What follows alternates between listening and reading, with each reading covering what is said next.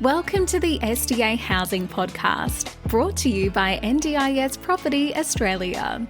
Before starting this episode, we need to provide a general disclaimer. Information contained in this podcast is general in nature only. It does not take into account the objectives, financial situation, or needs of any particular person. You need to consider your financial situation and needs before making any decisions based on the information in this podcast. And you should consider seeking independent and professional advice for your personal circumstances. All right, let's begin.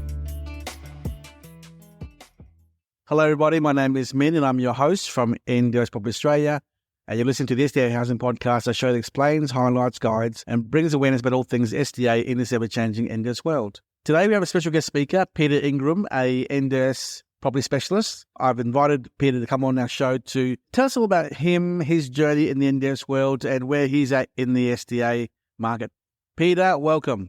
G'day, Minh. Thank you very much. And hello, everybody. I hope you have a great morning to date. And thanks for having me on today, Minh. I'm excited to have a chat. And if I can provide some value to your listeners, that's awesome. Wonderful. Peter, what's your background in the property world? Let's start with that first. Well, look, it's, I guess, where I started in property. I started back in as a trade. I originally was an electrician back in the day as a young bloke many moons ago. And then from there, I sort of moved into project management and business management. And then I became a life coach, business coach for some time and had a real passion for helping people. And then I always wanted to invest in property. I knew it was the right thing to do. I think like many Australians, we have a mindset that you think you can't do it, maybe because of your upbringing. I had a single mother, so I was always told that you don't get in debt because her mother went through a depression, and that's the same mindset for many Australians. I found that they get in this mindset they can't invest, don't want to get in debt, and don't do anything for their future. And unfortunately, that leaves many people in a position where they cannot retire with their specific funds. I think that it's a shocking stat. I think I read Australia statistics a few years ago saying that 89% of Australians would retire on less than $16,000 per annum. So that really motivated me to do something about my own investing. And I guess when I bought my first investment property, I met a builder friend of mine that helped me buy my first two properties. And then I loved what he did.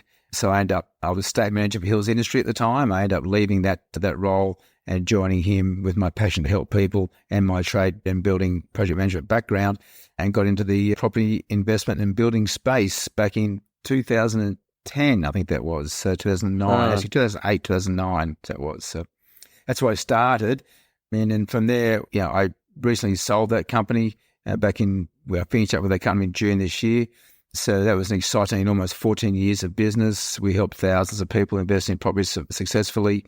And in that last 4 years, we got into the NDIS space. So that's what we're predominantly talking about today. So that's where we sort of got started. And Peter, what got you into the SDA space? I mean, here you are doing normal property and coaching investors and doing all those builds around Australia. Then all of a sudden you're pivoting towards NDIS all of a sudden.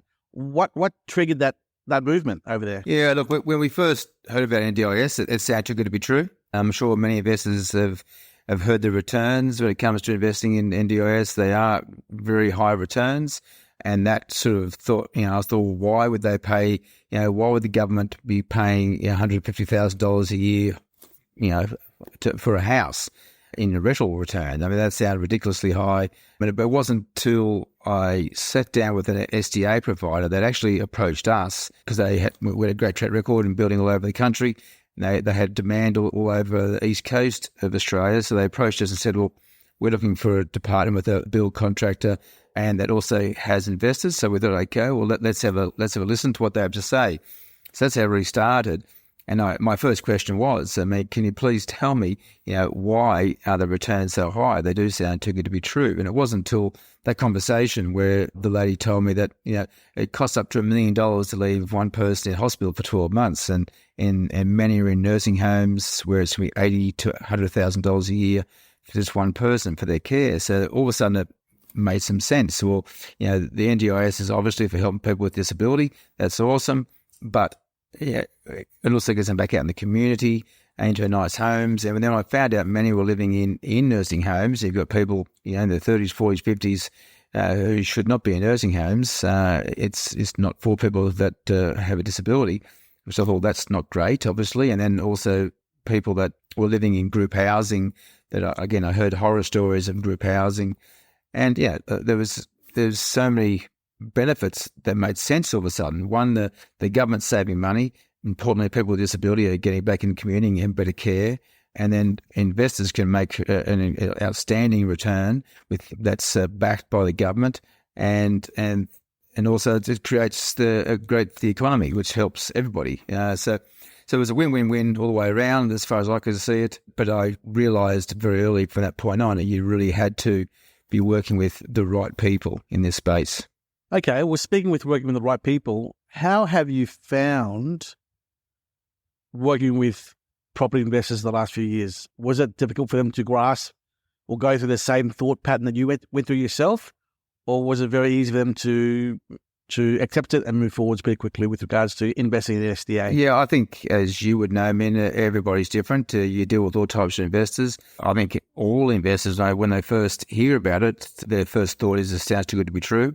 Why the return's so high.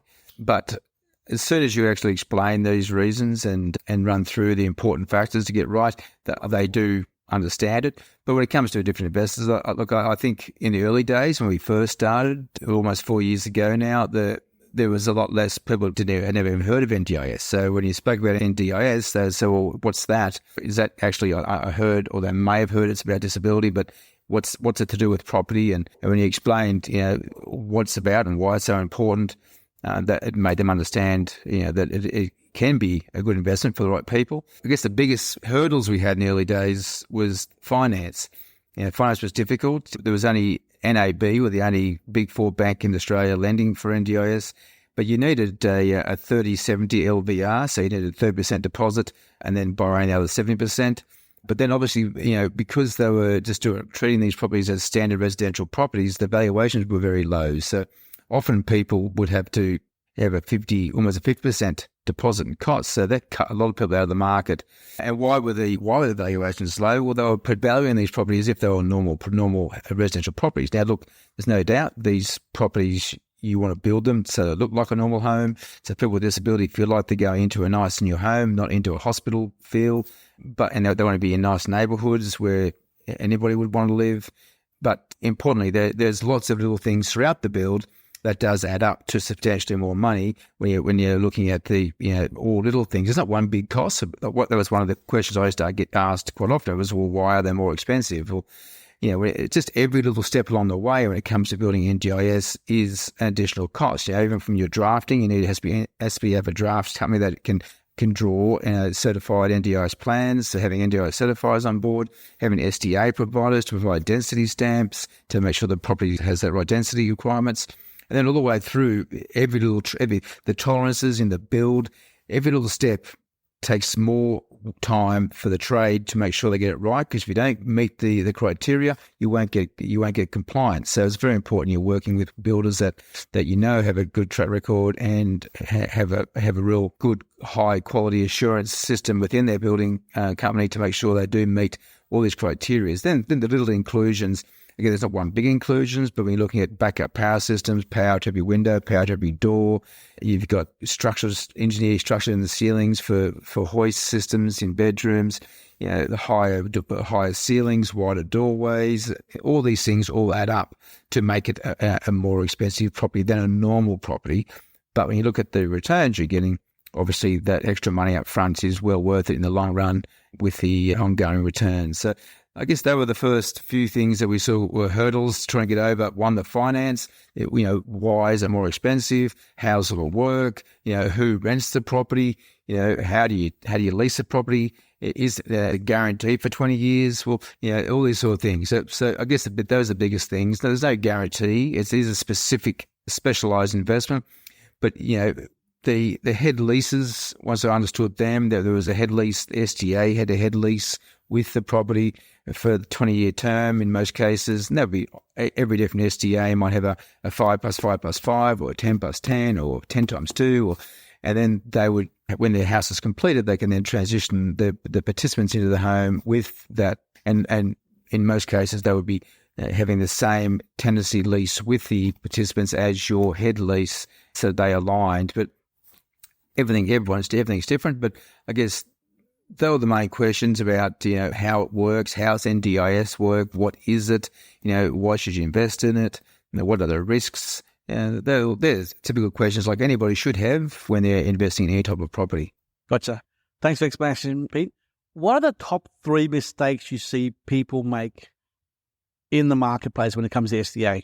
Well, I think certainly now more than ever.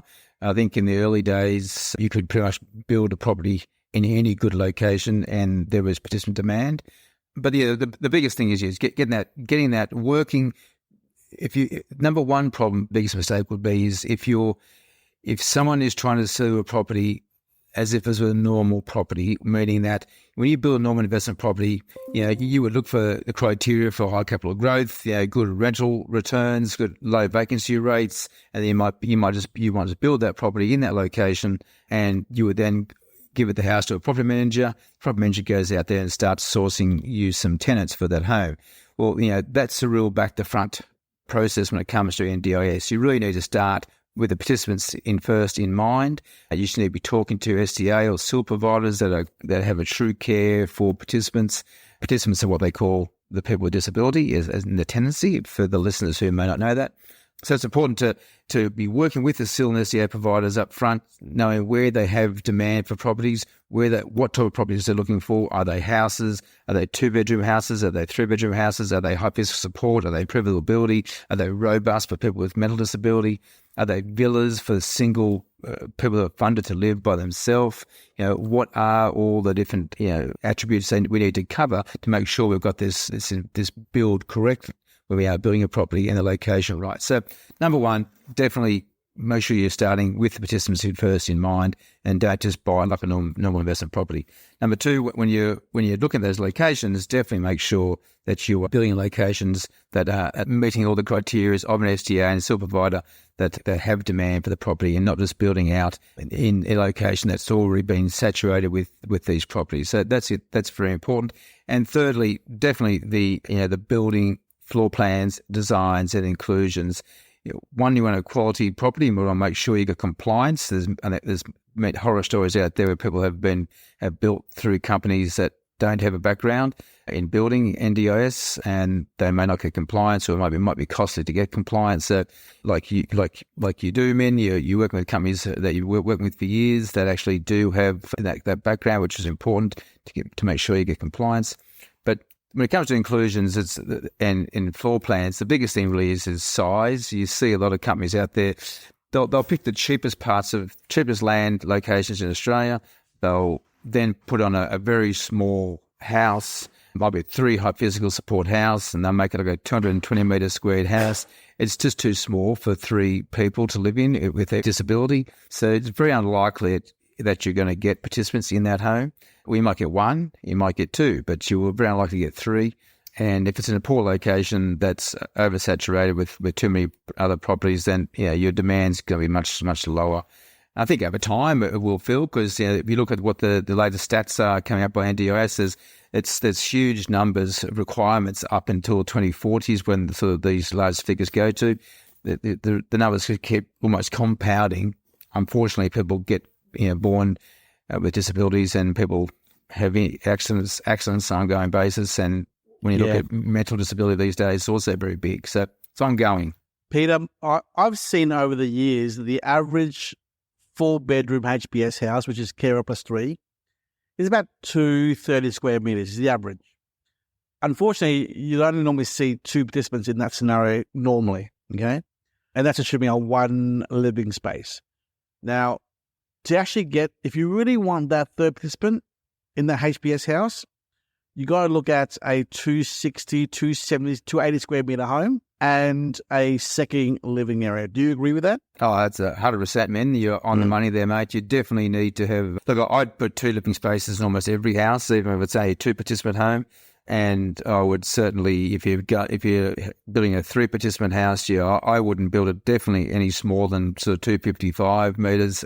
You can make a good 255 metre square design if it's drawn correctly. I mean, a lot of drafting companies don't they waste space. So there's a lot of meters added on, and meters squared means money. Every meter costs you money. So you want to design a house so you're optimizing the floor plan to not waste space in like voids and wasted hallways and things like that. So that can cost you money. But yeah, you're 100% right, mate. I mean, if you've got a 3-participant house, you got 2 participants in there, you're still getting a very, very strong return compared to a normal investment property, but it's not what you're going for. If you're building a 3-participant house, in most cases, you would like to have 3 participants in there.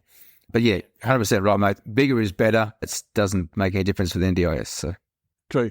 And Peter, the changes in the income that happened 2 months ago on July the 1st, you'll see that the numbers are, if you have a 3rd participant, it is a marginally more better in income-wise. Marginal.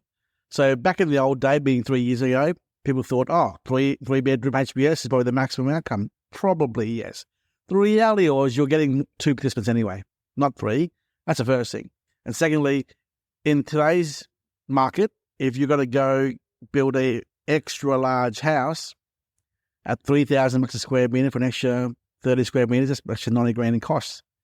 Which shouldn't you even spend $90,000 costs when you're only making a marginal increase in income, really? Yeah, well, look, again, you're on the money there. I mean, when you look at the new NDIS arrangement, the pricing structure, there's no doubt they've changed the returns on a two participant house versus a 3. They've changed the villa funding. They've changed the apartment funding. They've done that for a reason, clearly, that there's obviously been a shortfall of 2 participant houses being built. And as you would know, the returns, well, back, as you say, to even a year ago, a 3-participant house, you might have returned $150,000 on average around the country for 3 participants in a home.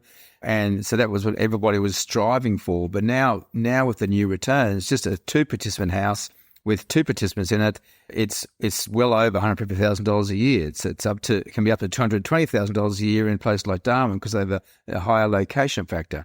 Each city, as you know, but your listeners might, each city or suburb has different location factors that you multiply the NDIS allocation by to give you the total income plus the RRC, regional rental contributions. So what people were hoping to get. So if you're in construction right now and you're hoping to get $150,000 a year for 3 participants, even if you got 2 participants now and you register a 2-participant house, your returns are much higher, even if you had the lowest level of care, which is improvability. Exactly. So so clearly there was a shortfall of 2 participant houses being built, and clearly there was a shortfall of houses being built for people with improvability, which is the lowest level of care. So I think, and back to your meter squared and costs, I think when you look at the ratio of what to invest in now as an investor, I think you for the cost of building a property, 2 high physical support house that can accommodate high physical support, fully accessible and improvability, the 3 different levels of care, and will also be a smaller home, which means a smaller block of land is required. So less cost in the land, less cost in the build, yet your returns are much higher.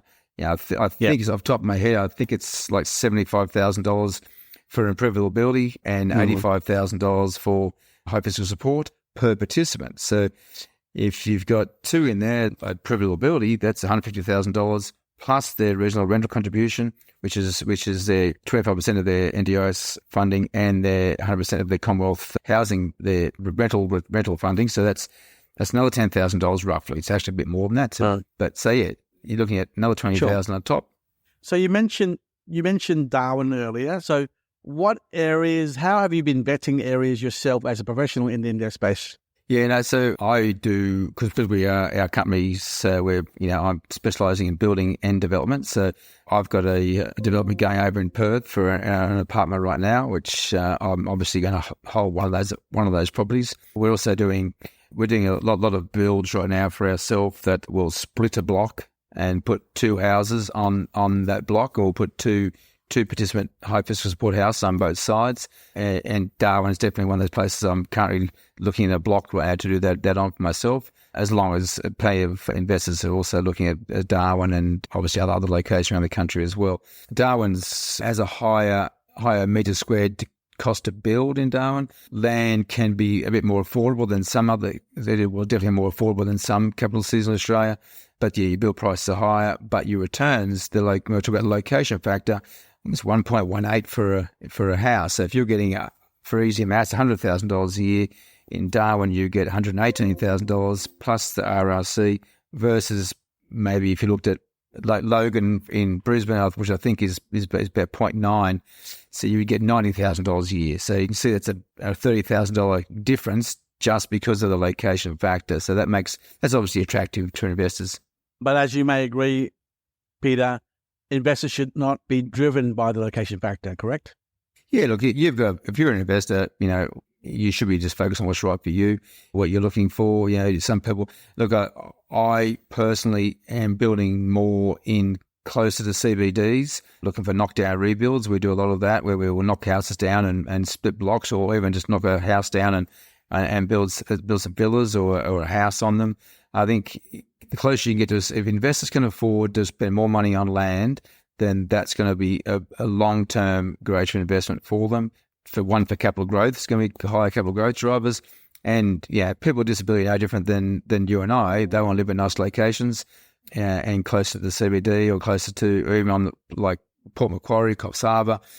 They're locations which are in high demand as well because the land's more expensive. So anywhere where land's more expensive, less people have been investing in the NDIS space, and there's still huge demand for housing. So and look, even places like for affordability is regional Queensland. When I say regional, I don't mean like the big cities, Townsville, Mackay, those sort of places. They have a lot of numbers now. But if you look into smaller towns, we have an SDA, for example, that specialises in those regional areas, and they want houses throughout regional Queensland that we're currently now looking for land to build on, which provide a more affordable investment for people who are looking for more affordable investments. Peter, you spoke earlier about the importance of providers.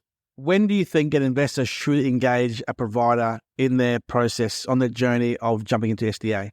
Great. Well, look, the SDA is, you don't often get access to SIL providers as an investor. You'll have access to an SDA that has pathways of SIL providers, support coordinators, the different public guardians, Department of Housing. They have all access to all types of their pathways, which participants are at now. So you want to be talking to SDAs that have these pathways, importantly. But when you should start talking to them is certainly, in my previous company, we wouldn't let anybody move forward to financial commitment until they had spoken to the SDA. Because again, we're building houses for the SDAs, SIL providers in the locations they want them. The questions we get as an investment company, as you would know, Minh, is all about their services and what the costs are and how it all works. So it's important to have that conversation with an SDA provider. In my old company, we used to, once clients got past contracts, but they hadn't got financial commitment yet, hadn't got unconditional finance, they weren't committed to the investment, I would do an introduction to the SDA. They could ask them all the questions they had, and when they're 100% confident in their decision, they move forward. And nearly everybody moves forward. I think, to be honest, I think 100% did. But it's important from our perspective that, that they do speak to an SDA early, understand where the participant demand is, what their costs are for participant placement, their management fees, because every SDA is a bit different. So I think very early is the answer. And then, keeping them, and then having a head lease signed as once once your house has got unconditional finance and the house is now moving forward. Once you've got BA, once you've got building approvals and the building's about to start, if you're comfortable with that SDA provider, then you should sign their head lease, and then they can start the participant placement process by putting your property out there to their pathways. So it's going to be completed in 6 months, 8 months, 9 months, 12 months, depending on where you're building.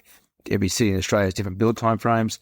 But that's very important. And staying in contact with them throughout the path of the journey, either you do as an investor or the company you're working with, just keeping the SDA updated on the updates of the progress of the build so they know where it's at. So on completion, the house is enrolled into the NDIS and they can start transitioning participants into the home as soon as possible. Peter, I've come across a lot of clients who've come to me in the past few years and they don't have a provider. They were sold a property and then they've built the house and they're now wondering what's next. In your perspective, if there's someone out there listening to this show right now and they have no provider engaged to their almost built house, how should they begin the process of sourcing, investigating options for them to talk to someone to be an SDA provider? What would you recommend them to do? Look, I think obviously you can ask people like yourself and get some feedback on who you recommend. True, but if they're in the middle of nowhere in Adelaide and they've no one the agents run away, gone disappeared, and the house is almost built and they have no one to talk to, how should they begin the process to find options for them to help them out? Yeah, look, there's a website called Housing Hub that has access to a lot of SDA providers. You can otherwise you just need to Google SDA providers. You can go to NDIS. They got a list of SDA providers. But, when we look at some of these lists, a lot of these SDA providers could be just mum and dad that got SDA license to get funding for their children, for example. So the key is you're doing your research and look at places like Housing Hub and SDA Finder as well, Peter. SDA Finder. Yeah, okay. I've never looked at that one myself because I always get SDA supervisors approaching me, so I'm never really on the hunt for them. So, but yeah, but if you're in that situation, certainly use those resources, and then if you need help, always reach out. Happy to help ourselves. So I think on the system, the NDIS system portal, there are 1,600 registered SDA providers. Now, as you said, most of them are just mum and dad looking after their child.